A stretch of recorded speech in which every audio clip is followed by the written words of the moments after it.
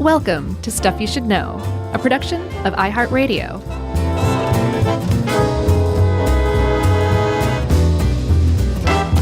Hey, and welcome to the podcast. I'm Josh, and there's Chuck, and Jerry's not here, but we suspect she'll be along shortly. And that makes this, of course, Stuff You Should Know. Yeah, it's funny this one came up from you. Why? Because semi-recently, we were hanging out with our friends, and Emily, we were talking about introverts and extroverts, and Emily said, someone said, yeah, you know, Chuck is obviously an extrovert. And Emily said, no, he's not. That's a lie. She said Chuck is an introvert because he loses energy in groups of people and he recharges by being alone. Yeah. And I had never really heard that, but that's true. But then after doing all this research, like, I am very much in the middle of the spectrum. Oh. And not, I guess, not quite an ambivert. Isn't that what it's called? Yeah.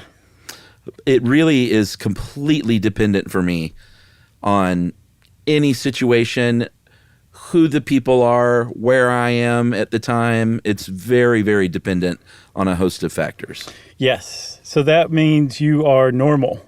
Right. From what I can tell. And I'm really excited about this one because it's like Christmas and Halloween and Easter all wrapped up together because we get to tee off on social psychology, on the science press, all sorts of people, and really kind of disassemble something that I think most people walking around think they understand, but it, from everything I can tell, misunderstand is a much better way to put it.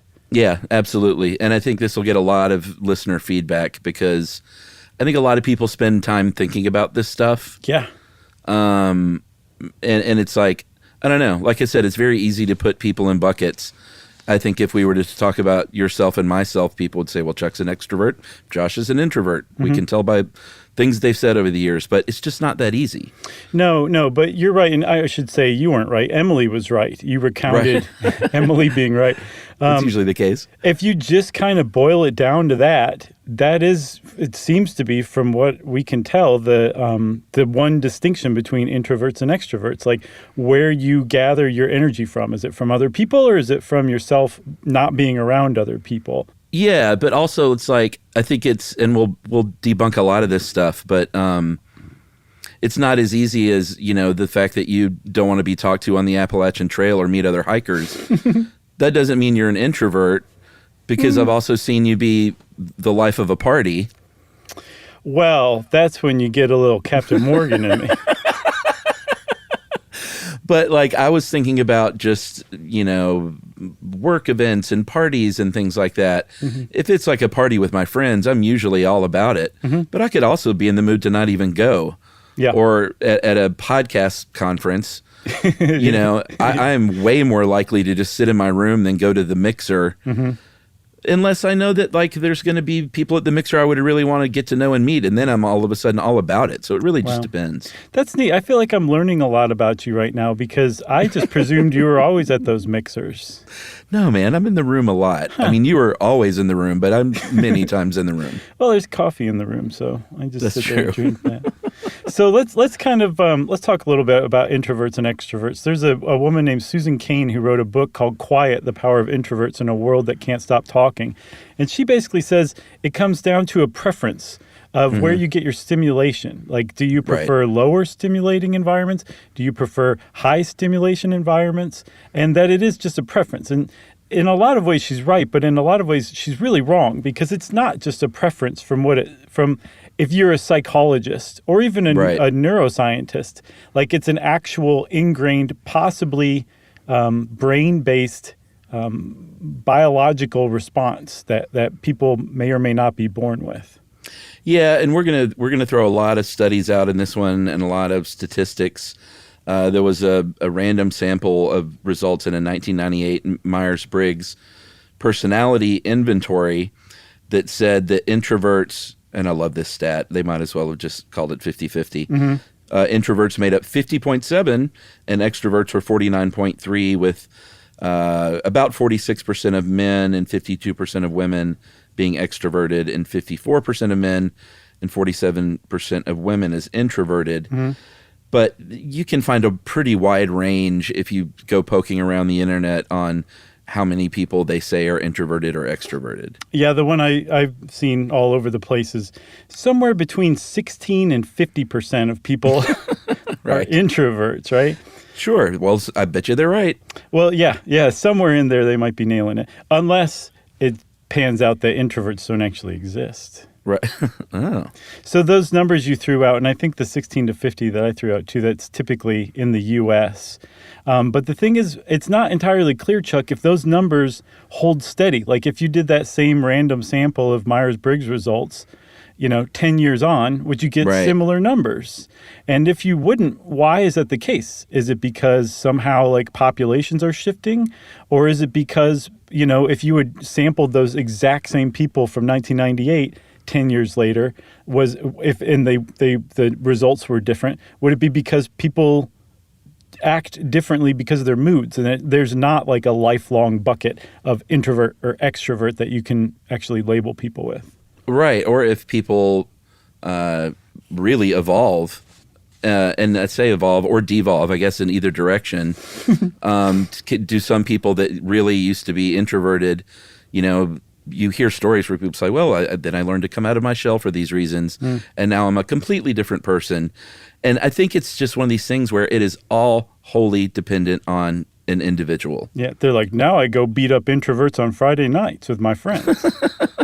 But like this stuff is fun to talk about, but I just don't know that anyone can bucket people. You can make some generalizations, but I think it's so specific to each person that it's...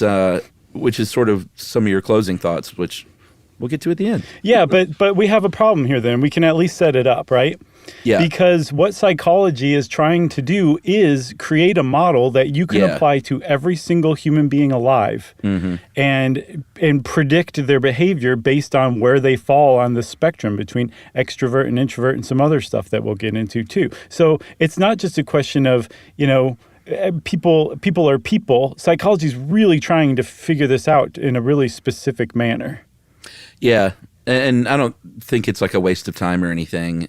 I'm not saying like, they should just let people be who they are, but because it is interesting. At the very least, it gives us something to talk about for 45 minutes. For sure. So let's talk about what makes an introvert and an extrovert and extrovert, because there's a lot of misconceptions, but there's a lot of stuff that I think people assume that kind of fall in line with psychology's view of the behavior patterns of each.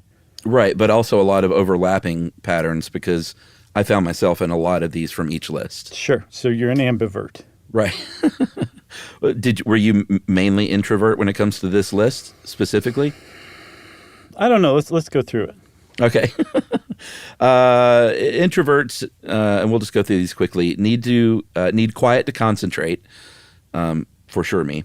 Are reflective, are self-aware, take time making decisions and consider them carefully, feel comfortable being alone, don't like group work, prefer to write rather than talk, have few friendships but are very close with those friends, daydream or use their imaginations to work out a problem, retreat into their own mind to rest, and feel drained being around others, especially large groups. So I definitely check every single one of those boxes, except for take time making decisions and consider things carefully. Like I will consider things a lot. I do that a lot of times, but I also just kind of make impulsive decisions sometimes as well. Yeah, but you also clearly don't need quiet to concentrate, because you sent me music to listen to for the very first time in 15 years. Did you listen to it? I did, and it's funny that this all came up. Tell everyone what you sent, because I can't remember his name. I sent you a Ryuichi Sakamoto album. I think it's called 05, and it's really amazing. It's great. I loved it. But as soon as I put it on, and Josh sent this to me just to say, hey, maybe we'll just be like of one mind if we both listen to the same music. And obviously you were kidding around, but what I found was what I know about myself is I can have music on if I'm, and when when we're doing stuff you should know studying, it's my deepest study, but I got to have it really quiet. Really?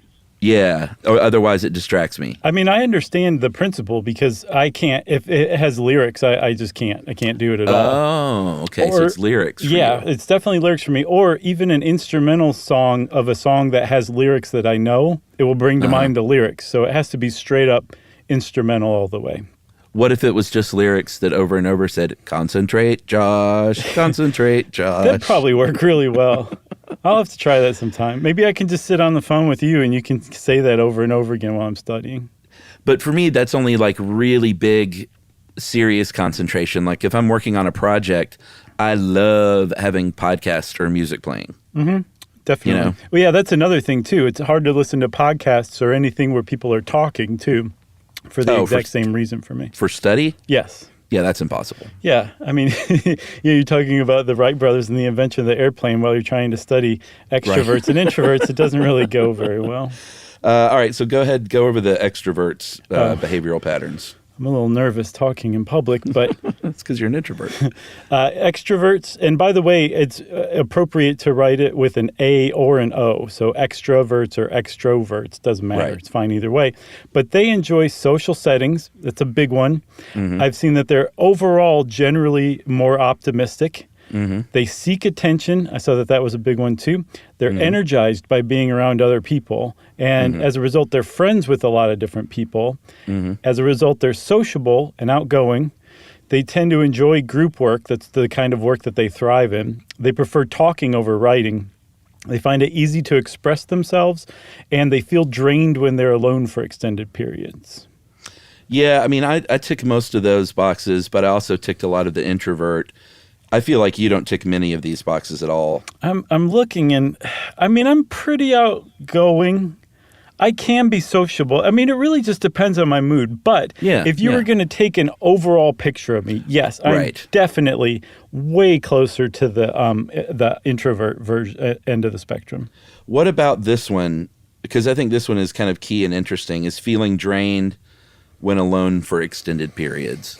I wouldn't say drained is the right word, but I don't prefer to be alone for extended periods unless I feel like being alone.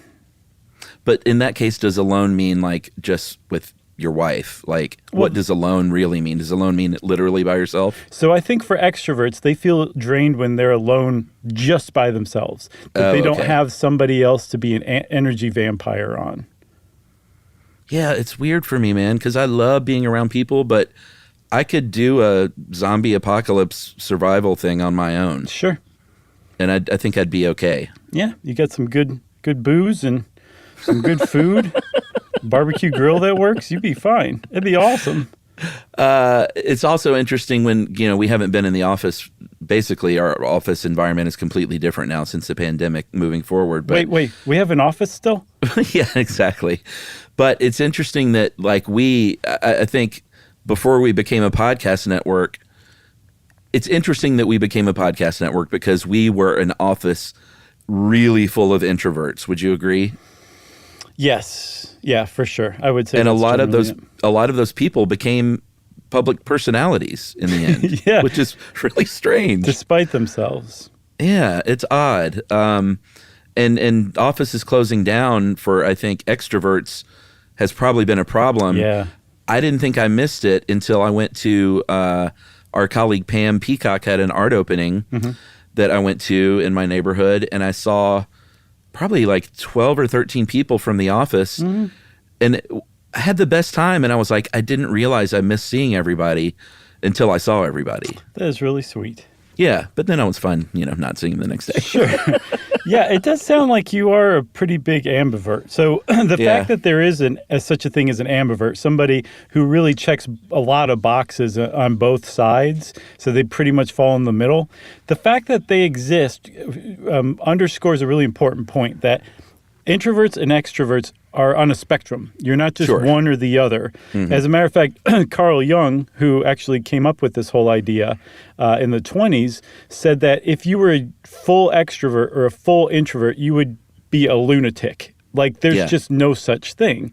But some people lean further toward one side or the other, but it's a spectrum. And again, it's not entirely clear if where you fall on that spectrum would be the same from 1 year to the other, or 1 decade to the other, even 1 week to the other.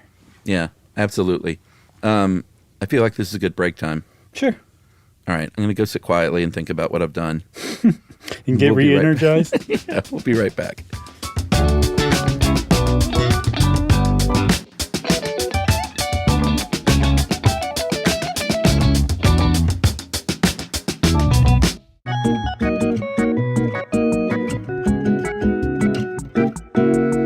Learning stuff with Joshua and Charles. Stuff you should know. That's funny you threw in that Jung comment, because that quote, because I found the same one and thought it was interesting, because as it turns out, Carl Jung was one of the kind of first big proponents of studying introverts and extroverts, and a lot of his work, he's kind of known for it, I guess, is what I'm trying to say. Yeah, I'm not sure that he actually came up with it, but he certainly popularized it, starting in his 1921 book, Psychological Types. Yeah. And Jung's whole thing was that the division between introverts and extroverts is which way they directed their focus or their energy. Was it inward or outward? And that was the real distinction. And that was what people thought for a very long time until, as we'll see, people came along and said, I think it's really kind of energy-based. Like, where do they get their stimulation? Is it inward or outward? And that seems to be the current idea. But Jung really kicked the whole thing off in the 1920s. Yeah, which is... I think it's interesting that, I don't know, the 1920s to study something that seems very modern to me. Yeah. Personality types. There's also a dude, a German, I think Jung was Swiss. Yes. A German named Hans Eysenck. Eysenck, not Eysenck. I added an extra N somehow. But it sounded luscious. It did. Hans Eysenck. He was a psychologist from Germany who operated out of the University of London. Mm-hmm. He kind of took the baton from Jung. Did they work together, or was it just sort of a metaphorical passing of the baton? I think it was like standing on the shoulders of giants kind of thing. I don't think they worked together. Okay. But he came along in like the 1960s and developed a model of personality, and he put a lot of focus on extraversion and neuroticism, which I think is very interesting because, I guess let's just talk about the links between the two. Okay, so yeah, Eysenck's whole jam was that was the two boxes. You were either an extrovert or an introvert, and you were either neurotic or not neurotic. And it wasn't on a spectrum. He didn't see those on a spectrum when he started working. I'm not sure if he ever did. You were either one or the other. And when you put these two things together, you had a full picture of the human being. And it seems primitive to us today, but the basis of what he was doing, it's still carried on today. He kind of helped build these blocks that people have built on since then. Yeah, and he worked with his wife Sybil, and with her ended up adding psychoticism as a personality trait to create what was called the PEN model, the PEN model of personality. And I think, psychology or neuroscience would later kind of say that he was right in a lot of ways. But later on, psychology, they came up with their own big five personality traits and they dropped psychoticism as a specific category, but they kind of took pieces of it and applied it to the other five personality traits and came up with a acronym, really two, I guess depending on if you're an introvert or an extrovert. Or your mood. It could be a canoe or an ocean. Yeah. So that's kind of where we're at today. The big five personality traits is, as far as I can tell, the dominant model of personality descriptors. And canoe is conscientiousness, which is your degree of impulse control or your ability to meet goals. Agreeability, it's your degree that you trust other people or that you're helpful or cooperative. Neuroticism, and this is the same that Eysenck and, the Eysencks considered neuroticism. It's your degree of emotional stability or instability. Like, do you get emotional really quick, or are you kind of like solid and steady kind of thing? And then there's also openness, which I saw described as better written as imagination or intellect. So it's openness to new experiences, but internal experience, right? And then there's extraversion. There's your canoe. Right. That's right. That's the canoe, or that's the ocean. I guess ocean would be in a different order. I can do that one in now in the ocean order. That's okay. Okay.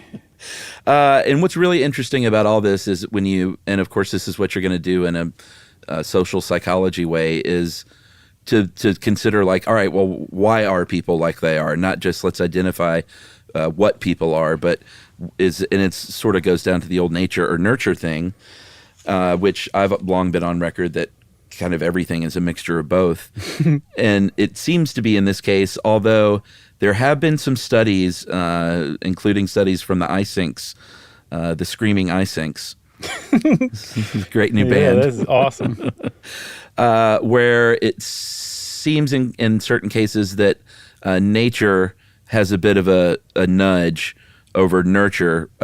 In one study in particular in 1956 of twins, found that extraversion was correlated most amongst identical twins rather than fraternal twins, which would really put a check in the box of nature. Yeah, and iSink went on in a 1979 study to basically identify the size of your cortex, your cerebral cortex, as directly related to whether you were an introvert or extrovert. And this is 1979. I think the Wonder Machine had just debuted, and they were probably $1 billion a piece. So this guy was doing this, I don't know, he might have been dissecting people after they died or something. But he, from what neuroscience went on to they went on and kind of threw in their own 2 cents on this whole thing, and they really showed that iSync seemed to have been onto something. Yeah, so one thing that we do know for sure, and there's so much haziness with all this, it can be a little frustrating, but one thing that they have really established is there is a supreme connection between being an extrovert and seeking reward, behaviors that seek rewards. Yes. And there is a pretty clear demarcation between introverts and extroverts when it comes to the I guess we can say the fact that extroverts are much more likely to seek rewards than introverts are. Yes, and if you take that as correct, then that explains every other behavior in those behavior patterns, that extroverts are looking outward for some sort of stimulation, and you can see everything they do is reward-seeking behavior. Not reward like somebody gives them a Twix or something for saying a joke, although that might happen, and I'm sure an extrovert would love that. But more like by talking to somebody, they get a positive feeling from that. So they get a pop of dopamine. That means that going and socializing with people is reward-seeking behavior. They're seeking that pop of dopamine, which is, as in brain terms, the reward. So that is the central why to all of this. It depends. As we'll see, it depends. So they have shown that there are people that correlate with extraversion as we understand them psychologically today, that do have like this larger cortex that is linked to greater reward seeking. But it's also possible that these buckets that we've created, extrovert and introvert, don't really apply. So at the end of the day, what we have is some neurological findings that we're not quite sure. We can't say really confidently that they fit our model of extroverts and introverts, but it is a pretty good place to start. Yeah, because the one example they gave kind of makes sense in that when thinking along those lines, which is an introvert. There may be an introvert who really loves going on thrill rides and roller coasters or bungee jumping or big adventures like that, but they say that extroverts get more of a rush out of something like that than an introvert might. Yeah. So anything that could give you dopamine, it's not to say that introverts don't experience that. It's just to say that extroverts experience it more. Right. So it doesn't matter what they're deriving pleasure from. They're getting a bigger kick or a bigger thrill or a bigger whatever out of it. And I've seen that this actually leads extroverts into greater danger than introverts. Like because they need that dopamine? Yeah, so they're likelier to go do weird stuff that could get them hospitalized for an injury. They're more prone to accidents and being hospitalized for them. They're more prone to being arrested for crime or antisocial behavior. And when you understand it's reward-seeking behavior, it makes a lot of sense. Yeah, and then, on the nurture side, there's going to be a lot of research, obviously, into everything from what your family is generally like and the cues that you pick up from them on how to live life to what really interests me, which is going back to being a baby, because you're sponging it up from the time you pop out and you're breathing oxygen. And I think, like in terms of the pandemic, and they talked about this COVID generation, not necessarily generation, because maybe a couple of years, but I think there was a lot of focus on like grade school kids and teens and stuff like that, and how it behaviorally will affect them. But I think there's going to be a lot of stuff many years from now about COVID babies that didn't go outside for their first 2 years.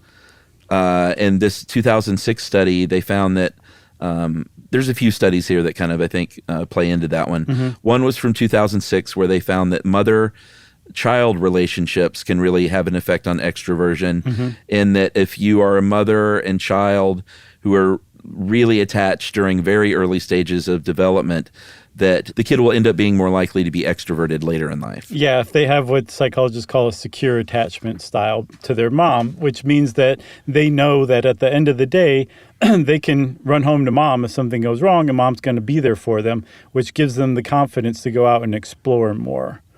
That makes sense. And it's one of those things that it makes so much sense that you should have a little alarm going off in your head, because it's one of those things that like somebody had a study that showed that, but it doesn't necessarily mean, okay, if you have a secure attachment, you're definitely going to be an extrovert. It's also not clear, are kids who are born extroverts likelier to form a secure attachment to their moms? So we're back to like a chicken and the egg kind of thing, and we just don't have an answer to that. So it's really important to be careful when you're interpreting some of the data that psychologists and the science press like to throw at you as basically settled. Yeah, and it also doesn't mean, sometimes one of the effects of postpartum depression can be trouble forming an attachment for a while. That doesn't necessarily mean that baby's going to grow up to be an introvert, because mom had a harder time bonding with that child early on because of postpartum depression. Right. And I think we should do one on attachment styles. Like there's a big bunch of stuff that is associated with it, and it's really interesting. It does seem pretty predictive of behavior for sure. Yeah, absolutely. I love all that stuff. Anything about like early childhood development is just fascinating to me. I love it too, Chuck. Let's love it together.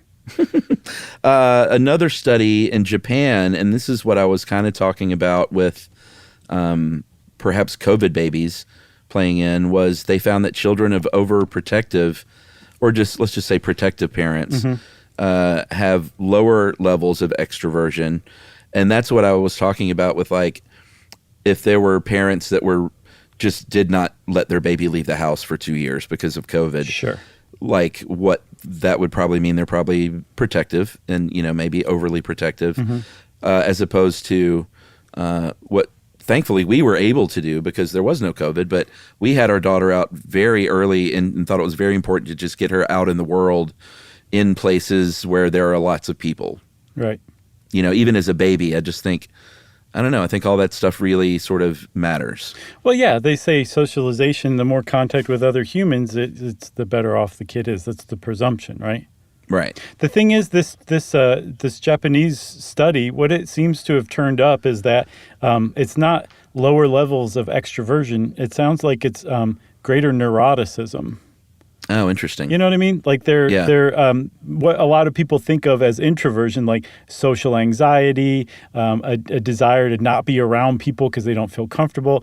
That's not introversion. That's a part of the big five, though, and it's neuroticism. That's what that counts. So like neurotic parents are more likely to have neurotic kids. Yeah, and it makes sense like that you would pass that on, that could be a learned behavior, that you adopt for yourself, especially after years of being raised that way. It certainly makes sense.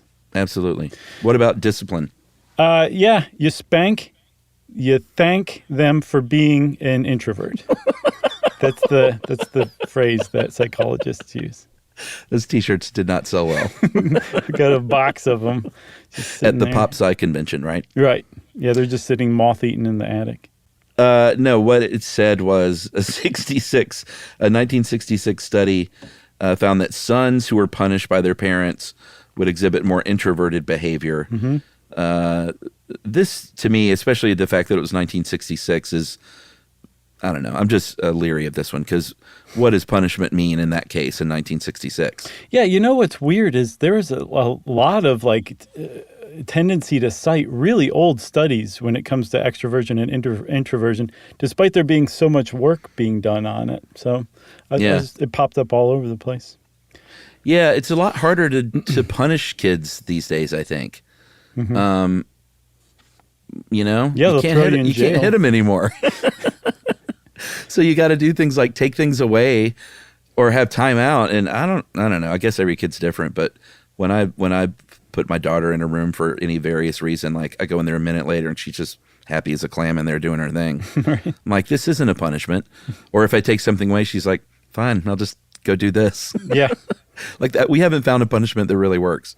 That's pretty awesome. I wonder how she's going to turn out in that result, because even if you don't spank your kid, if you use guilt or shame, that's going to screw them up possibly even worse than spanking them is. So being a parent, no thank you. Yeah, and that's something I have to consider a lot because I have passive-aggressive tendencies, and I had those foisted on me, and I do not want to pass that trait along, Yes, for sure. We like to think we're raising a good future adult. Yeah, I think how we you like guys, to look at I it. really think you guys are. I hope so. You seem to be doing a really good job of it, so hats Thanks, off. man. I guess we'll see. Let's take a break, and then we'll come back and answer a really important question I think is on everyone's mind. Who's happier?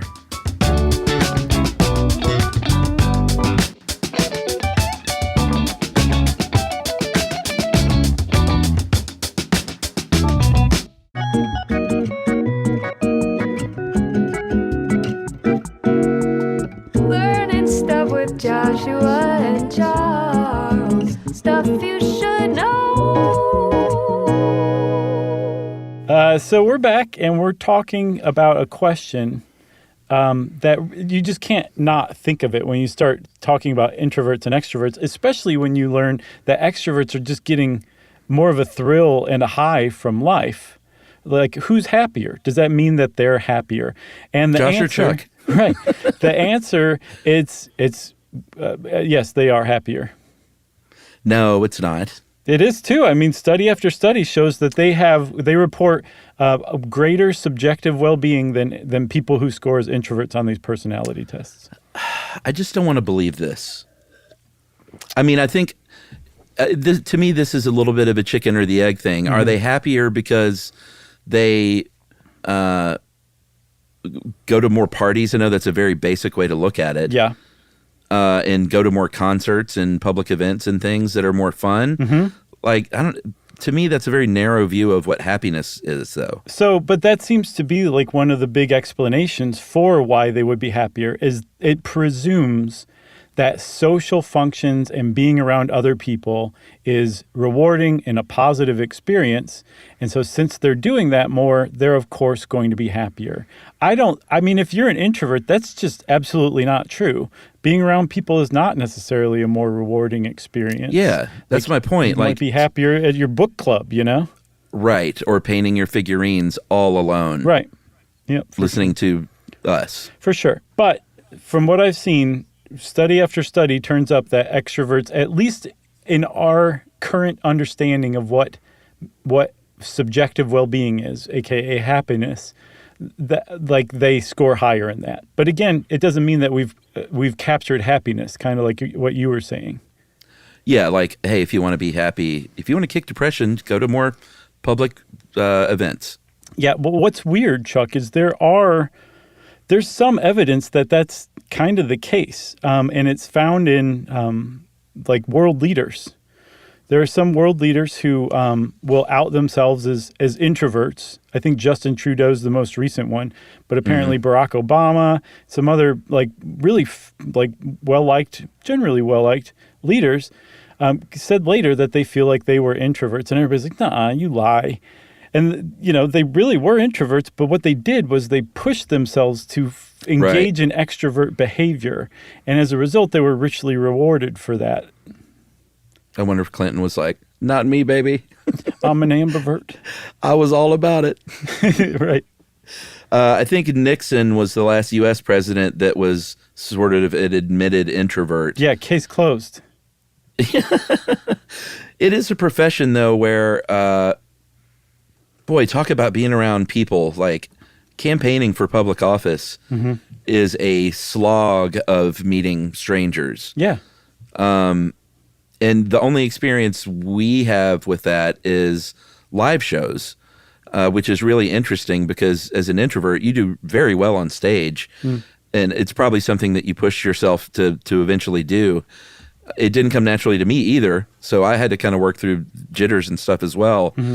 But I found a distinct difference in my energy levels when we were sort of meeting and greeting before and after shows that we did for a long time. Yeah. Because as much as I really enjoyed every single interaction, it is a very draining thing to have to be on, because when you meet someone who's meeting you, they're really up and on. Right. So like someone can't come up and say, "Oh man, I'm such a big listener for years and years," and you can't just go, "Hi. I'm really tired right now." So you got to be up too. And like what we did times a gazillion is a politician running for office. Right, exactly, because you really want something from those people, which is their vote, you know? So you got to be on. I know exactly what you mean. But I can imagine that drain. the fact is, though, you and I do push ourselves to go out on stage, and we can both report that it's really, really rewarding to do that. Yeah, like absolutely. there are a few things that make you feel as good as coming off stage after like a show that you just knew was a good show, right? Yeah. So there is, at least anecdotally from our perspective, there is evidence that pushing yourself to do extroverted activities is rewarding, could increase your happiness. But the reason why it doesn't necessarily mean, okay, you have to be an extrovert to be happy, is that it's possible our society is really ignoring a lot of the stuff that would make anybody happy that's associated with introverted behavior too, because our society places a tremendous amount of value on extroverted traits, basically. Yeah, and on the live show thing, like, and I've heard this from touring musicians, there's definitely an energy exchange that leaves you, like, I have a hard time going to sleep after in the hotel, but when we were going out for like, 6 or 7 shows in a row, I would find in the week after I got home was a challenge for me. Oh, yeah? And I've heard that from touring musicians that, you go on these big rock and roll tours or whatever. Rock and roll tours. So square. Yeah. And then afterward, like, you go back home to your family, and like that's why a lot of those marriages and families break up, because it's just really a stark difference. It can leave you kind of depressed even, I think. Why can't you be more like the groupies? Right. I'm sure that doesn't fare very well. They'll do anything. Yeah.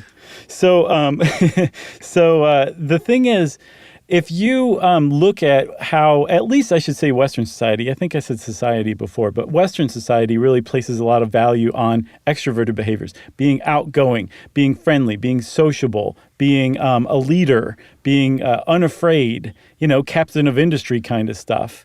Like, look at our movie stars. We don't have introverted movie stars typically. I don't agree with that, actually. I think there's a lot of introverted movie stars. Okay, but do they behave introverted on screen? Well, no, that's my point. I think that's all the act. Mm-hmm. Right. And I think as real personality goes, I think there are many introverted movie stars. Right. So if they just acted like their own introverted selves, society wouldn't place any sort of value on that. They wouldn't be movie stars. Right, exactly. They place an emphasis on the extroverted behavior they're engaging in. You see what I'm saying? Yeah, okay. For sure. So I think that's the point. Like, if you are in our society, if you act extroverted, of course you're going to be happy. But I think we're also missing all of the things that can make an introverted person happy that apply as well. Yeah, and you can see this in the sort of early mid-2000s when like every office in the world became this big, huge, open warehouse space, which was, again, for us, for an office of introverts, was just a nightmare for so many people. It so was. But I think career advancement in those situations, the boss sees like, so-and-so is always just bopping around, generating ideas, talking to people, like they're going to get more attention than someone who is like, where did my cubicle go? Yeah, I missed the Which isn't fair, to have done to everyone. But that's that Western emphasis on extroverted behavior. Same with brainstorming sessions. That's the opposite of what introverts want to do. And it's also the opposite of what research shows that an introverted person is going to thrive in. They're not going to come up with their best ideas in that setting. They're going to come up with their best ideas like alone on a walk or something. Yeah, you know what they should do? It's interesting. Like a really good boss, I think, would gather the people for the meeting and say, all right, so coming up next, we need to solve this problem. We're going to have a big brainstorming session for anyone who wants to stay. But if you want to go back to your office and really have some alone time to think about this, then do that. Right. Like offer up both alternatives. Yes, exactly. I think that's great. The ambivert way. Up with ambiverts. As far as the idea of who is healthier. Yeah, that's a big one too. It's really easy to say that here, let's just say this. What's happened with all of the information that we found is there's been a lot of misinterpretation of studies and data where the press will basically say if you're an introvert, you're more prone to anxiety, and people that are more prone to anxiety are more prone to have heart attacks. So introverts are more prone to have heart attacks. Right, precisely. And what they're doing is maybe they're talking about a study, but they're more often than not trying to put a scientific gloss on just a popular myth. Right. Yeah, and that happens a lot. There was another study that looked at people who have really negative outlooks on life and have heart disease and compared them to people who are less negative and have heart disease and looked at health outcomes. And of course, the more negative people had worse health outcomes. And of course, the headline was introverts experience more health problems, study suggests, kind of thing. And that introverts was nowhere in the study. Anywhere. Right. They didn't use it anywhere, but that got converted to introverts. That is a huge problem. At the very least, it is in public opinion. But the bigger problem is we as the public can be forgiven to just kind of just take that up. It's not our job. We're just kind of interested in that kind of thing. And we can be forgiven for making those mistakes. What shouldn't be forgiven is when psychologists and other people working in these fields do that same thing. Make those mistakes, use that shorthand, and take this as anything more than just a model that is a work in progress at best right now. Right, and also the notion that we've got it all figured out when it comes to connecting health with personality. That is a lot of hubris to suggest that. So there's still so much more, I think, that's going to be uncovered when connecting things like heart disease and depression, right, and stuff like that. We just don't know. Yeah, we just don't know. And that's a good thing to remember when it comes to introversion and extraversion. And there's people out there that say, I think a lot of this is just basically bunk, if not all of it together. That their premise is basically what we've been talking about, that people are just too complex to put into a set of categories. And the big five personality traits is probably the most complex and robust personality inventory that we've come up with yet, but it's still 5 different categories that that interact with one another. And it seems really primitive when you step back and look at that, when you consider just how complex not just people are, but the experiences people have on a moment-to-moment basis that influence our moods and our decisions and our behavior too. Yeah, and there are people who can solidly be like, oh no, I'm 100%, well, Jung said that's not possible. You know what I mean? Yeah. That would consider themselves like, I'm an introvert, trust me, I'm an introvert. Or someone who is clearly an extrovert. There are those people that have maybe very, very little overlap with the other. Right. But with anything on a spectrum, it's just, I don't know. It's very personal. I think it's super interesting to think about for yourself because I think it helps you navigate the world if you kind of think about it. But I also think you can overthink that stuff. Yeah, some people say that what you just described is actually harmful, that people will start to act to type.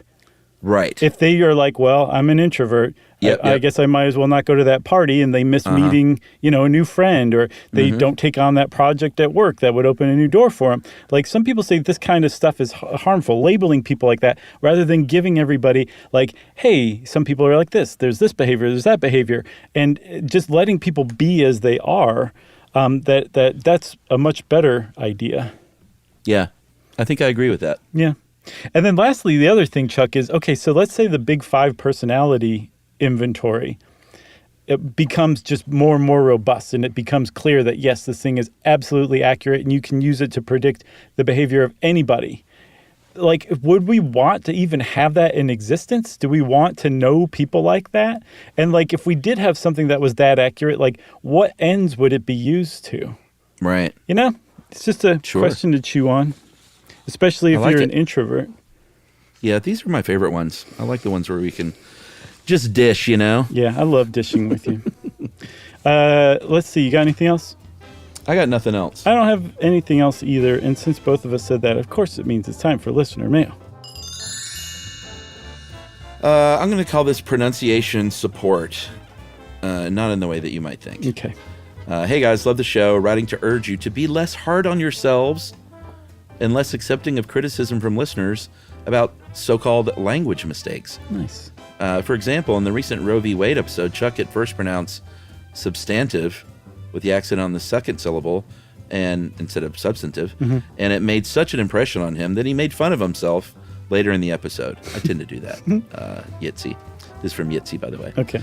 Well, as it happens, both Oxford and Merriam Webster document Chuck's pronunciation of the word as such. And Josh, check out what some dictionaries have come to say about contemporary versus contemporaneous. Oh boy, I'm excited about this one. The truth is that even dictionaries are nothing more than snapshots in time of how language is used, and imperfect ones at that. I might recommend doing an episode on linguistic descriptivism. In short, language is basically a game in which the object is to communicate. Right. It's pretty rare for you guys as native English speakers to use English in a way that could, by any meaningful metric, be considered a mistake. Maybe a linguistic descriptivism episode would put to bed some of the more pedantic criticisms you seem to get from listeners. It's a great idea. Nah, who am I kidding? Did Yitzy say that? Yeah. Nice. So, with many fondness, I'm not even sure if that's correct. But they got the point across. Exactly. And that's from Yitzy Lindenbaum, my new favorite listener. And then when I told Yitzy that I was reading this, they were back and said, yes, I'm going to be the coolest member of my Descriptivist Linguistics Club this week. Nice. I love that. That's a club. Man, Yitzy's great. I'm going to take Yitzy's advice and really unload on the next person who writes in to tell us we mispronounced something. Yeah, tell him to sick Yitzy on him. That's right. Tell him Yitzy sent you. Well, if you want to be like Yitzy and just be totally great, you can take a shot at it in an email. Send it off to stuffpodcast@iheartradio.com. Stuff You Should Know is a production of iHeartRadio. For more podcasts from iHeartRadio, visit the iHeartRadio app, Apple Podcasts, or wherever you listen to your favorite shows.